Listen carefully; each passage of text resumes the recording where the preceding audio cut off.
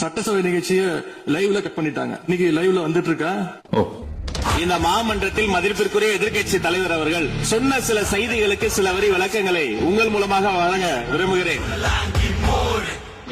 பேசிட்டு இருக்கும்போதே பாயிண்டாங்க. இந்த 40 நாட்கள்ல இந்த அரசு என்னென்ன பணிகள் செஞ்சிருக்கு, ஏதாவது திட்டங்கள் கொண்டு வந்திருக்காங்களா, ஏதாவது சாதனைகள் செஞ்சிருக்காங்களான்னு காத்துக்கிட்டு இருந்தோம். ஆனா எங்களுக்கு வெறும் ஏமாற்றம் மட்டுமே.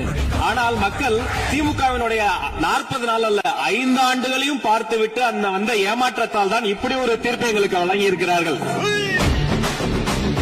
அரசு பள்ளியில வழங்கப்படுகின்ற ஸ்கூல் பேக்ல முதலமைச்சரோட புகைப்படம் இல்லாம இப்பதான் முதல்ல வழங்குறோம். ஃபேக் நியூஸ் தொடர்ந்து பரப்பிட்டு இருக்காங்க. அப்புறம் ஏன் சார் லேப்டாப்ல மட்டும் அந்த படத்தை போட்டீங்க?